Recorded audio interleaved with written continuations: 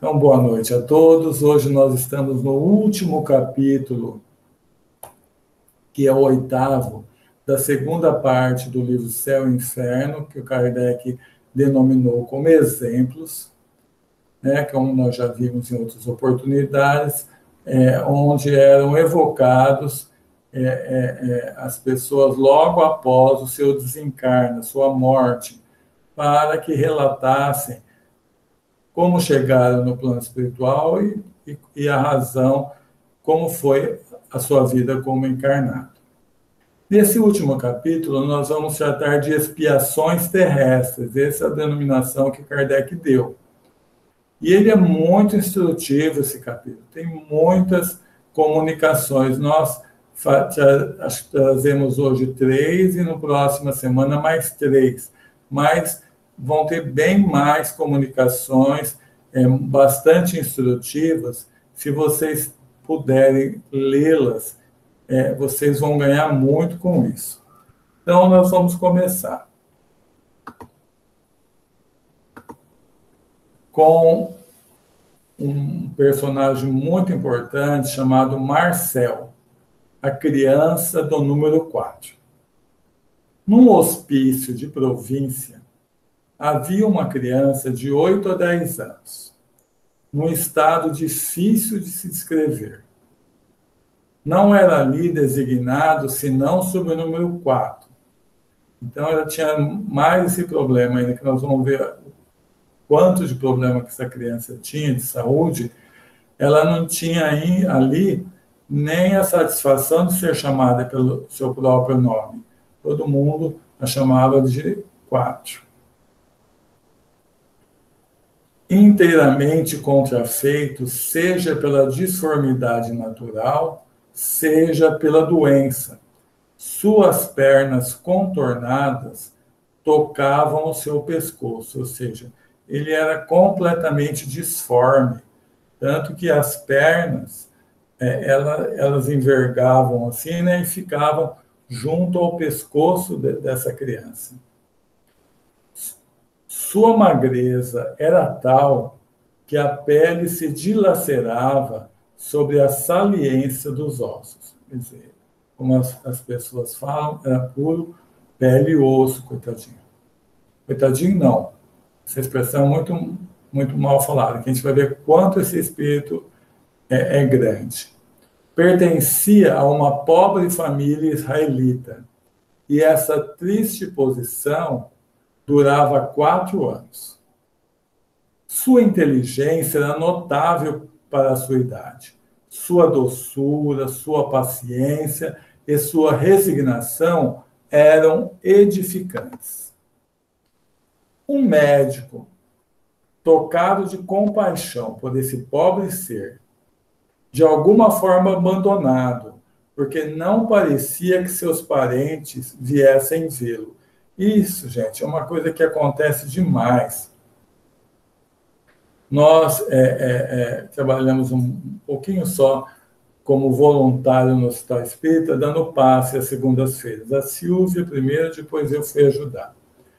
E são dezenas e dezenas de pessoas, tanto homens quanto mulheres, que as pessoas chamam de moradores. Moradores por quê? Porque foram internados pela família e a maioria não recebe visita, não tem uma visita de um irmão, de um pai, de uma mãe. Então, parece uma coisa que aconteceu há quase 200 anos, mas hoje ainda se vê uma situação dessa.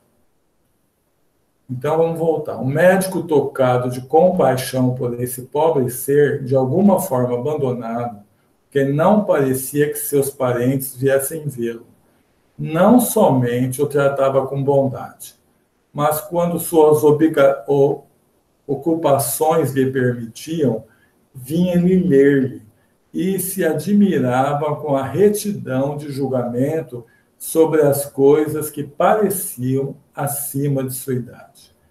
Então, olha que médico abençoado, não é mesmo? Porque ele não estava ali só para cuidar da saúde daqueles que estavam ali. ele cuidava do espírito também. Então, vendo que o menino com todo aquele sofrimento que ele tinha, abandonado, então toda vez que ele podia, ele ia até esse menino, ele ia ler para ele, para que ele se sentisse, vamos dizer assim, uma pessoa que alguém gostava dele. É importante para alguém. Um dia, a criança lhe disse: doutor, tende a bondade de me dar mais pílulas, como as últimas que me ordenastes. O médico falou: por que, criança? É que sofro de tal forma que me forço em reprimir para não gritar e pedir a Deus conceder-me força de não alterar os outros doentes que estão ao meu lado. Frequentemente tenho dificuldade de me impedir isso. Essas pílulas me adormecem e durante esse tempo não perturbo ninguém. Então, apesar de estar sofrendo demais, não ter nenhum tipo de visita, abandonado pela família, ainda assim a sua preocupação maior é que, não resistindo à dor, muitas vezes gritando de dor, ele pudesse levar alguma perturbação para aqueles outros que estavam ali internados junto com ele. Esta criança morreu, e seus últimos pensamentos foram para Deus e para um médico caridoso que teve piedade dela. Daí a algum tempo, foi evocado na Sociedade de Paris. Então, em 1863.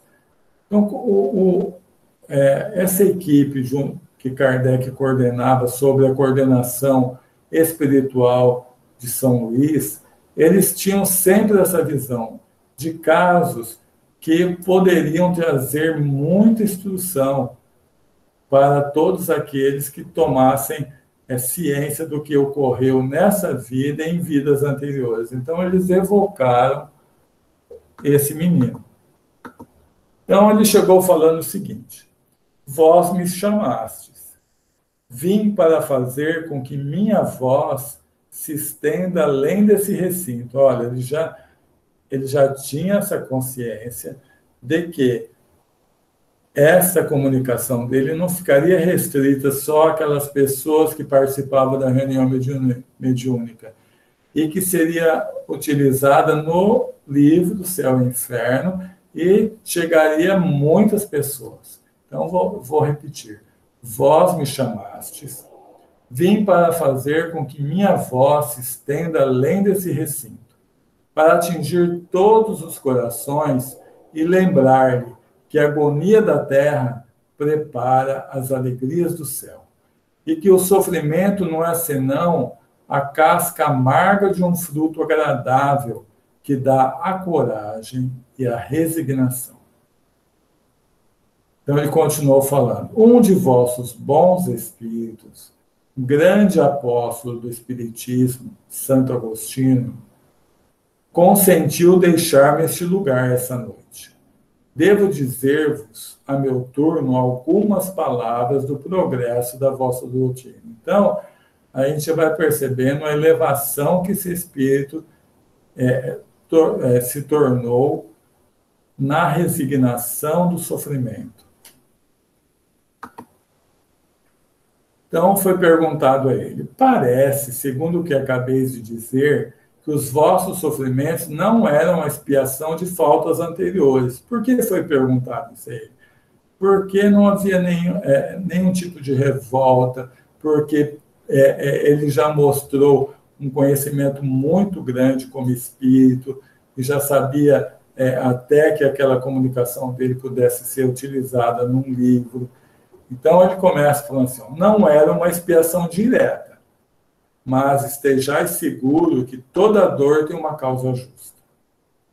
Então, ele começa a falar lá atrás de uma encarnação anterior dele.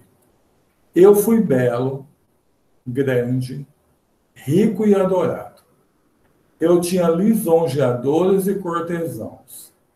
eu era vão e orgulhoso. Outrora fui bem culpado. Reneguei a Deus e fiz o mal ao meu próximo. Mas eu espiei cruelmente. Primeiro no mundo dos espíritos, em seguida sobre a terra. Isso que suportei durante alguns anos, nessa última existência, sofri durante uma vida. Então, esse sofrimento que ele passou foi como consequência de como ele viveu naquela vida. Então, nós sempre temos que deixar claro que Deus não castiga, mas deixa-nos sentir as consequências, na medida que aquelas consequências vão fazer com que nós busquemos o bem, busquemos o amor, busquemos se elevar nos nossos sentimentos. Então, a dor tem essa grande, uma grande ajuda de nos impulsionar para a frente se nós nos resignamos e procuramos, através dela, buscar o bem. Porque se eu sofrer e eu me revoltar, de nada adianta aquela dor. Se eu sofrer e ficar ali padecendo a dor e não fizer nenhum gesto para procurar me tornar melhor, também a dor não está fazendo a parte dela, porque a dor tem objetivos de me levar ao caminho do amor. Então, a dor na minha vida, ela só vai ser importante para o meu progresso quando eu, para superá-la, busco o amor. Então, ele continua falando, né, que sofreu, o que ele sofreu naqueles poucos anos nessa vida, ele sofreu durante uma vida inteira até a extrema velhice. Por meu arrependimento, reentrei em graça diante do Senhor, que se dignou confiar-me algumas missões, cuja última é conhecida. Solicitei-lhe para arrematar a minha depuração. Então, isso é importante, ó. As expiações, elas são impostas, não é uma situação em que o espírito escolhe passar por ela. E é imposto em benefício do espírito mesmo. Por exemplo, vamos colocar uma situação assim. Um espírito, uma pessoa encarnada, usou sua inteligência só para o mal. Muito inteligente que era, passou a perna em todo mundo. Ao chegar no mundo espiritual, ele vai encontrar lá um monte de pessoas que querem, aquelas não evoluídas ainda, que querem se vingar dele. E a sua culpa será muito grande. Então, se ele ficasse no plano espiritual, muitas vezes ele não ia suportar aquilo. Então, ele nasce com algum problema, por exemplo, de não poder usar a sua inteligência, um problema mental. Com isso, ele vai ter que desenvolver o quê? Justamente o que ele precisa, o amor. E se ele for nascer numa casa onde ele tem muito amor, ele vai crescer bastante nessa vida.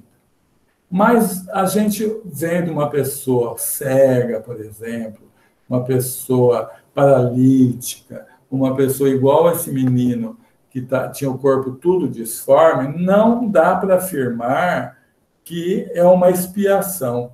Porque igual à última vida que ele está tendo agora, ele pediu para levar coragem às outras pessoas. Então foi um jeito dele crescer muito. Eu peço para ir num período bem mais curto, de onde realmente eu expiei, que foi na vida anterior, para que eu leve coragem àqueles que ainda não estão tão fortes para a dor. Então, isso que ele vai falar até o final desse caso. Então, ele continua. Adeus, meus amigos. Retornarei algumas vezes entre vós. Minha missão é de consolar e não de instruir. Mas há tantos aqui, cujas feridas estão ocultas, estarão contentes com a minha vida. Olha que missão bonita dele. Era de levar o consolo. Então, a missão dele não era no sentido de levar a instrução, o conhecimento, e sim o consolo, o alívio para aqueles que estavam sofrendo. Santo Agostinho, então, que estava ali coordenando a reunião, ele vai falar sobre esse menino. Ele fala o seguinte: pobre pequeno sofredor, raquítico, ulceroso e disforme. Quantos gemidos fazia ouvir nesse asilo de miséria e de lágrimas. E apesar de sua tenridade, como era resignado, e como sua alma já compreendia o objetivo dos sofrimentos. Também como ele orava por aqueles que não tinham, como ele, a coragem de suportar seus males. Sua agonia foi longa, mas um anjo planava acima do seu leito do moribundo, ou seja, tinha um espírito muito elevado ali perto dele, quando ele estava para reencarnar, cicatrizando seu coração, e depois socorreu sua alma tão bela que escapava daquele corpo informe, dizendo... Então, ele exclamou, né? Eis-me, Senhor, me deste por missão ensinar a sofrer. Suportei dignamente a prova. Olha que espírito já abençoado. Então, ele passou por aquilo lá, assim, quando ele voltou para o plano espiritual, ele falou para aquele espírito como se estivesse falando para Deus: Senhor, me deste por missão ensinar a sofrer, suportei dignamente a prova. E agora o espírito da pobre criança, indo do fraco ao pequeno, dizendo a todos: esperança e coragem.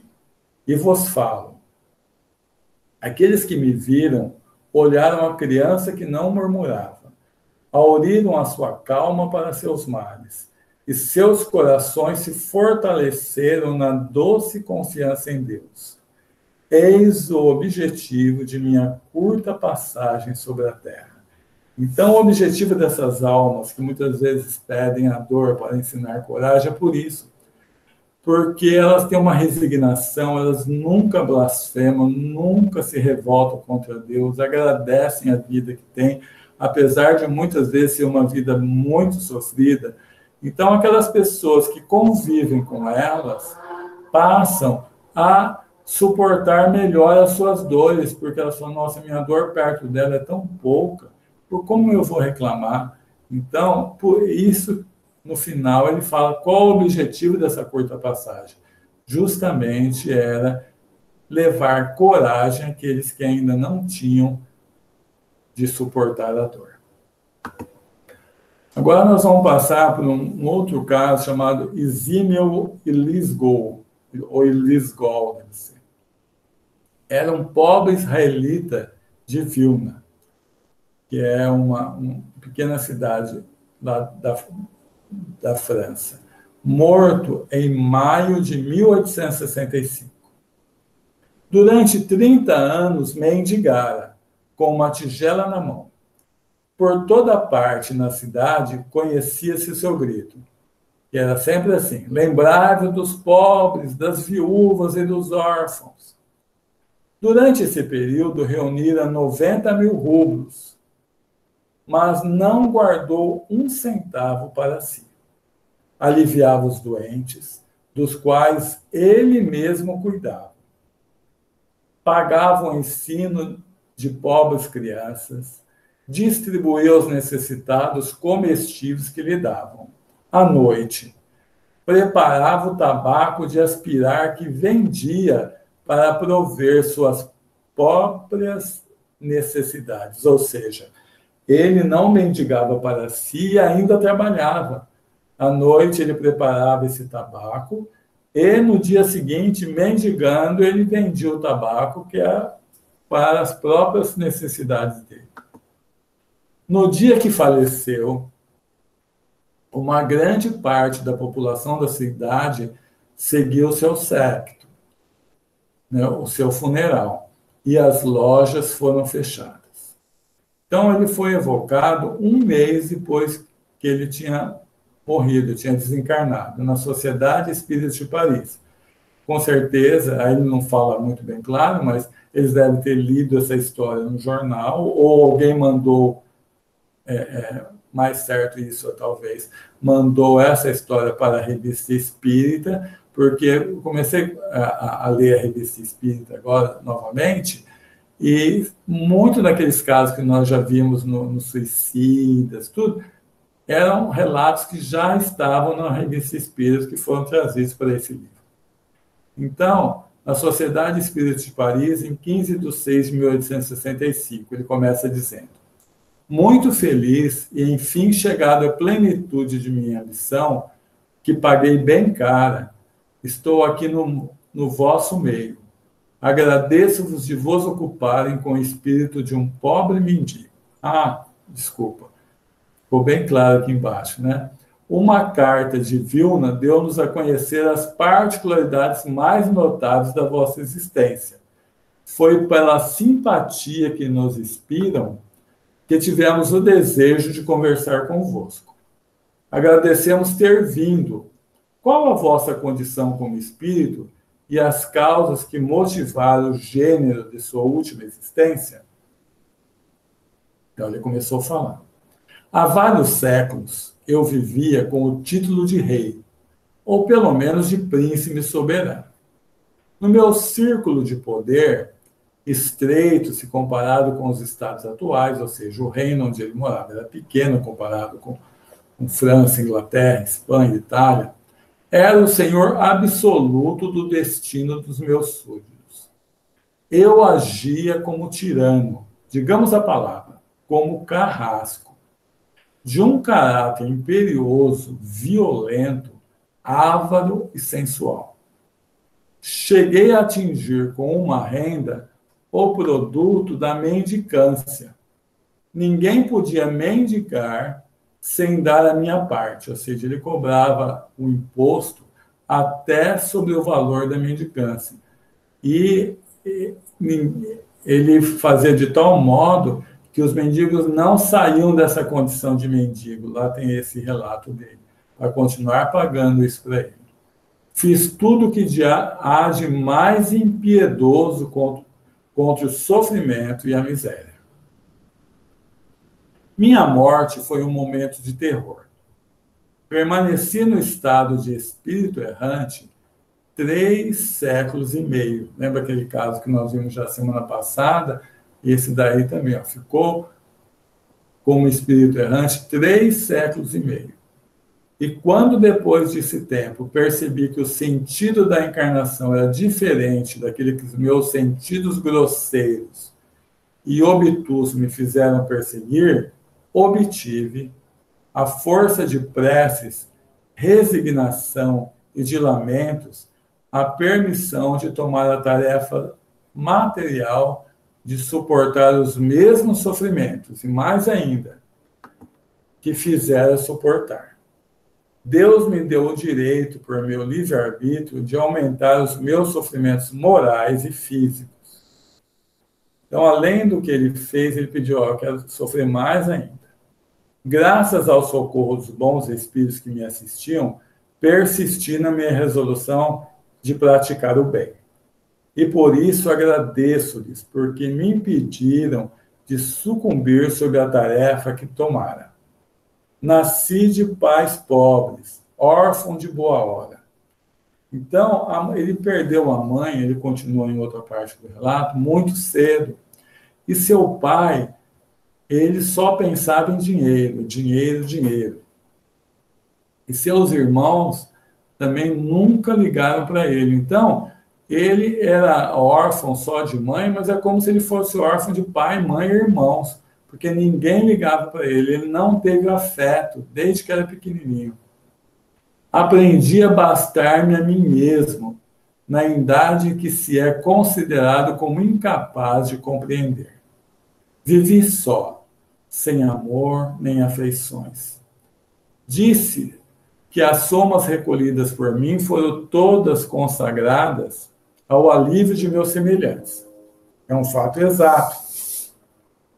E sem ênfase, como sem orgulho, acrescento que, com frequência, o preço de privações relativamente fortes, muito fortes, aumentei o bem que me permitia fazer a caridade pública. Ou seja, lembra que ele preparava tabaco para vender. Então, muito daquela venda do tabaco não ia para ele. ele usava para comprar mantimentos, como ele colocou, pagar escolas para os outros, e se privava, como ele falou assim, de uma forma muito forte para ele mesmo. Morri com calma, ele disse, confiante no preço que obtivera a reparação feita por minha última existência. Olha, gente, como Deus é bom. Ele não precisou que ninguém efetivamente fizesse tudo o que ele fez para ele. Ele nasceu numa família que deu condições para que ele passasse isso. Mas ele foi fazendo o bem para reparar o mal. Olha para quantas pessoas ele fez o bem. Hoje sou feliz, ele fala, bem feliz em poder vos dizer que quem eleva será rebaixado, e aquele que se humilha será elevado. Quereis nos dizer em que constituiu a vossa expiação no mundo dos espíritos? Então, porque ele falou que ficou bastante tempo em expiação, né? Então foi perguntado isso a ele, 3 séculos e meio. Permaneci por muito tempo daquela primeira morte dele, logicamente não nessa agora que ele já tinha sublimado tudo isso.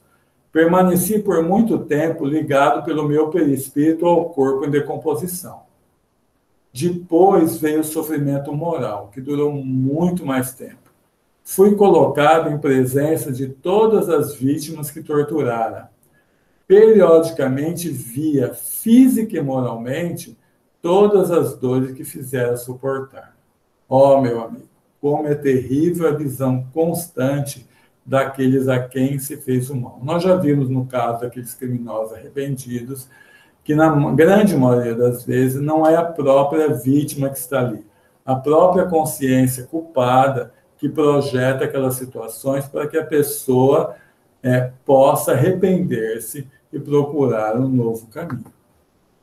Agora vamos para o terceiro caso que vamos ver essa noite. Antônio B. Está com esse título lá, Antônio B. enterrado vivo. O senhor Antônio B., escritor de mérito, então é escritor, estimado por seus concidadãos, tendo cumprido com integridade as funções públicas em Lombardia, caiu em 1850 no estado de morte aparente, que se tornou por morte real. No estudo do Livro dos Espíritos, que nós estudamos aqui também às quintas-feiras, nós, no capítulo 8º, de emancipação da alma, nós vimos essa situação, né, da catalepsia, da letargia, onde o corpo, ele, hoje em dia já não acontece mais, porque a ciência, ela tem condições hoje de atestar a morte de uma forma muito mais profissional, com muito mais técnica, muito mais aparelhos, mas naquela época não tinha. Então, era um pouco comum acontecer isso com a pessoa. Mas nós temos um outro lado também, isso, na minha visão, que como sempre há uma causa e um efeito, como a causa foi diminuindo de acontecer, também essa consequência foi escasseando. Então, 15 dias depois do sepultamento dele, uma circunstância fortuita determinou a família a pedir a sua exumação, ou seja, foram abrir o caixão que já estava enterrado. Tratava-se de um medalhão esquecido por descuido no caixão. Mas, na abertura, reconheceu-se que o corpo mudara de posição, que estava revirado e uma das mãos estava em parte comida pelo defunto. Evocado na Sociedade de Paris em agosto de 1861, então já há muito tempo, né, que foi em 1850, 11 anos após, deu as seguintes explicações. Que quereis de mim? Então, foi dito a ele. Um dos seus parentes pediu-nos para evocar-vos.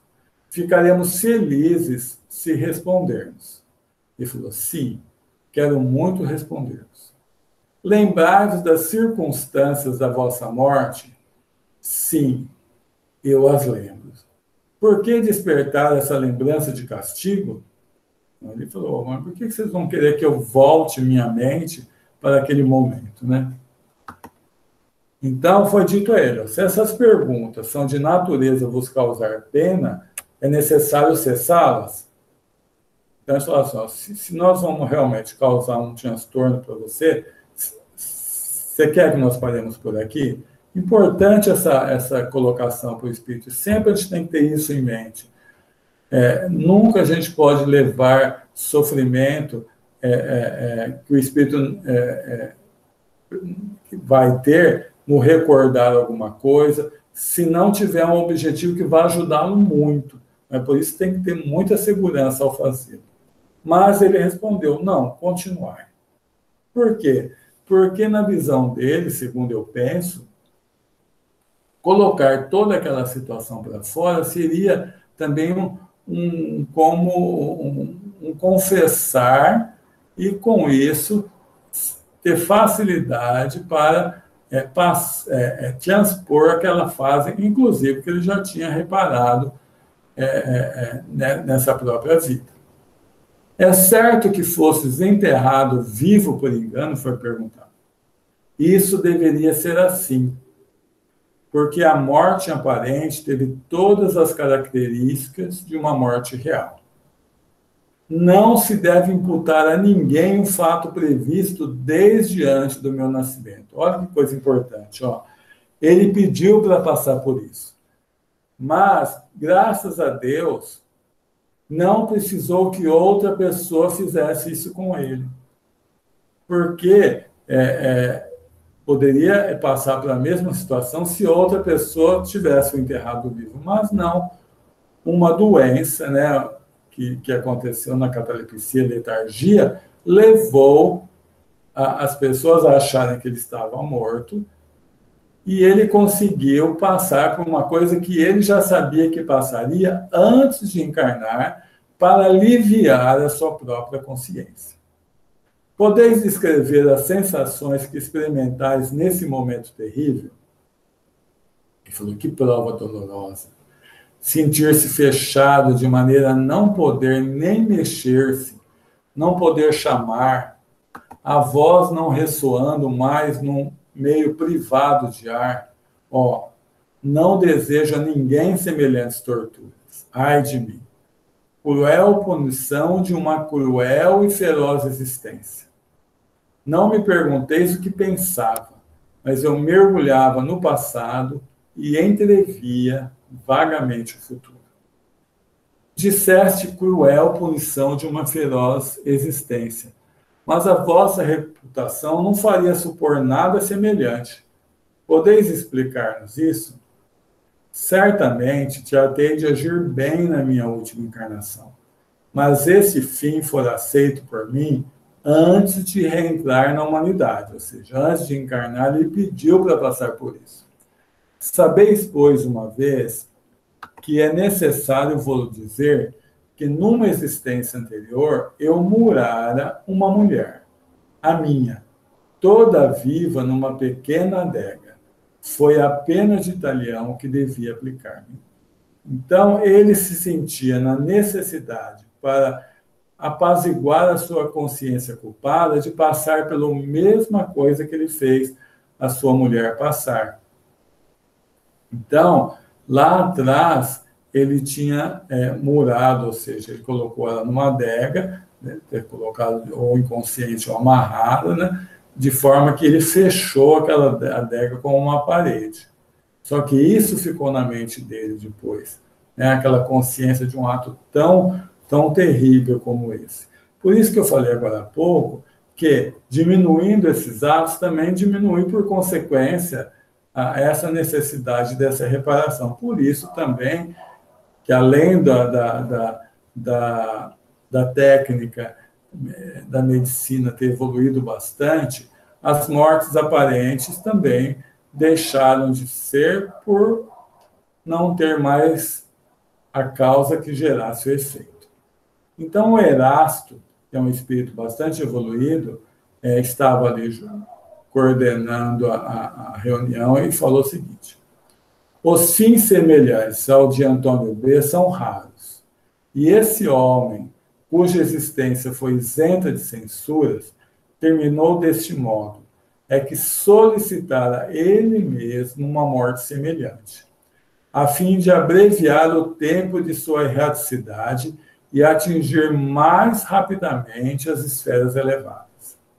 Depois de um período de perturbação, de sofrimento moral para expiar o seu crime apavorante, ser-lhe-á perdoado e ele se elevará a um mundo melhor, onde, olha como que o amor, hein? Onde reencontrará sua vítima, que o espera e que o perdoou há muito tempo. Sabeis, pois, aproveitar desse exemplo cruel para suportar com paciência, ó meus caros espíritas, os sofrimentos corpóreos, os sofrimentos morais e todas as pequenas misérias da vida. Porque quando uma dor nos chega, nós temos que sempre perguntar a ela: por que você chegou? Onde eu preciso melhorar? Onde eu preciso crescer para que você não tenha mais necessidade de ficar em minha vida? Então, se ela chegou, ou só tem duas razões principais. Ou eu dei causa, ou eu pedi para passar por isso, para me tornar melhor, para dar coragem, como no caso daquele primeiro menino na última vida dele. Ou se não for dessa vida mesmo, que uma das coisas que a gente sempre tem que ter consciência é o seguinte: a grande maioria das nossas vicissitudes nessa vida são dessa vida mesmo. Porque nós espíritas, principalmente, que temos certeza da reencarnação, nós temos uma situação que nós sempre jogamos a causa de nossas dores como sendo de outras vidas, porque para nós fica mais fácil. Porque não, isso aí é quando eu era bem mais atrasado, hoje, mas na grande parte das vezes é reflexo do nosso comportamento dessa vida mesmo. Então, antes de pensarmos, de afirmarmos ou de termos assim, a convicção de que aquele sofrimento é de vidas anteriores, primeira coisa, eu tenho que olhar se não é o meu comportamento errado desta vida que está gerando essa dor. E uma outra coisa que nós temos também que tomar cuidado, no conhecimento, na certeza que nós temos da reencarnação, eu não queria deixar para a próxima, né? Então, não, essa vida eu não consigo trabalhar, isso eu vou deixar para a próxima. Puxa vida, se nessa vida eu já estou consciente disso, por que eu vou deixar para a próxima? Então, são essas duas coisas que a gente tem que tomar cuidado. Então, agora eu vou passar para vocês, para que, se alguém tiver alguma contribuição, alguma pergunta, fiquem à vontade. É só levantar a mão, o Donizete, geralmente, que coordena essa parte.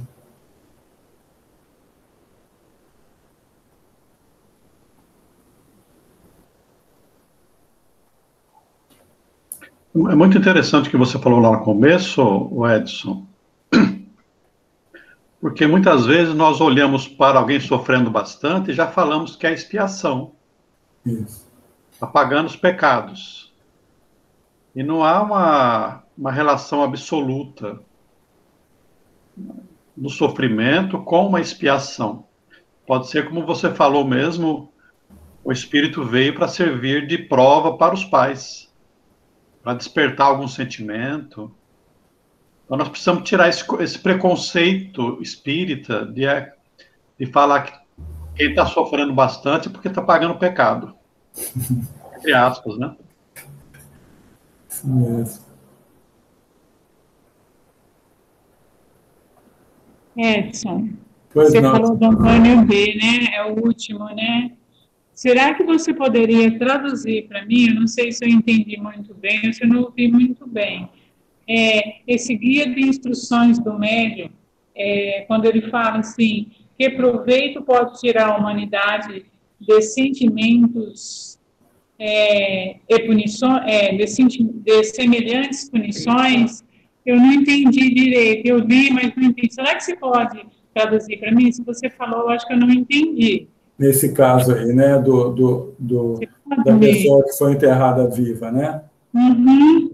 Então, porque ele estava mostrando, ele estava falando o seguinte, ó, essas situações, elas é igual eu estava até conversando com o Donizete algum tempo atrás, na verdade ele estava falando, acho que foi numa palestra do Arquimedes, numa sexta-feira, que a gente nunca pode dourar a pílula no tocante, por exemplo, a suicídio, ou seja, nós temos que mostrar as consequências para que a pessoa não gere as causas.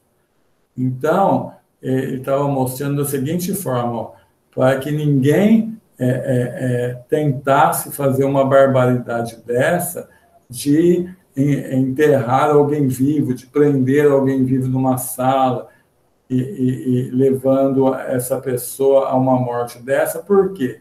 Porque a própria consciência dela, depois, iria exigir, muitas vezes, a reparação de uma mesma forma. Então, muitas vezes, quando o ato é muito drástico, né, é difícil você fazer o bem e com o bem só você conseguir reparar. Muitas vezes, você tem a necessidade de passar por isso. É muito comum a gente ver isso naqueles casos de espíritos que já estão com uma evolução grande para ir para um mundo melhor, mas lá atrás, bem lá atrás, eles levaram cristãos ao circo, ou eles eram piratas e mataram um monte de gente. E isso começa a dificultar para eles se elevar para um mundo melhor, porque isso ficou, de alguma forma, patente na sua consciência. Então, eles pedem para passar, por exemplo, por um desencarne coletivo, né? Onde caem de um avião e acabam tendo aquele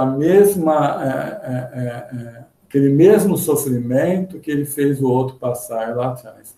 Então, na minha visão é isso, Judite. Ele falou assim, olha, mostrando às pessoas a consequência dos atos, elas vão se refrear mais, sabendo que não são só os problemas aqui dessa vida, de você ser preso, mas o sofrimento que você vai ter em outra vida, que podem até gerar sofrimentos para mais vidas como encarnado. Eu entendi assim.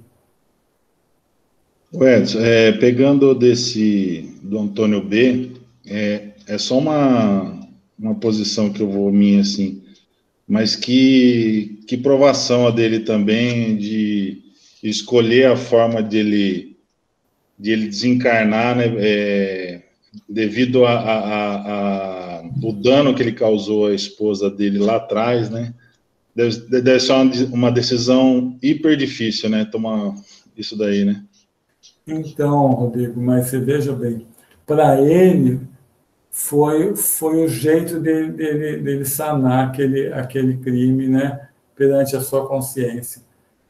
Foi reparar, né? Isso. E ainda, por exemplo, se aquela mulher ainda fosse um espírito que estivesse se vingando dele, ele talvez não ia sofrer tanto a consciência, mas é um espírito evoluído que o perdoou. E ao perdoá-lo, ele sentiu aquele ato muito mais grave, porque ele percebeu o quanto ele fez com um espírito que o amava, que continua amando, que o perdoou. Então, o único jeito que ele se sentiu na consciência dele de eu poder acompanhá-la para um mundo melhor, onde ela já estava, foi de passar pela mesma situação que ele fez ela passar. Então, porque senão ele ia ficar com aquilo na consciência, pode ser que ele nem conseguisse ir para aquele outro mundo. Mas que ato de coragem, né? Mas para ele foi essencial, né, Rodrigo? Porque senão, toda vez que ele olhá-la lá no mundo espiritual, não, nesse novo mundo para onde eles estavam indo, superior à Terra, logicamente, aquilo lá ia atrapalhá-lo demais. Então, por isso que ele teve que fazer isso, e foi uma coisa importante para ele ter feito, mas que foi difícil, foi. Ele mesmo falou, você acordar dentro de um caixão, onde você Nem gritar não dá porque não tem ar, né? É muito difícil mesmo. Mas, graças a Deus, como eu disse, na época, Erasto já disse que eram muito raros os casos, muito raros naquela época. Hoje são muito mais ainda. E a gente pode chegar à conclusão das duas coisas, né? Do lado da evolução da medicina e do lado de ter diminuído essas causas também. Muito obrigado, viu, Edson? Eu que agradeço, Rodrigo.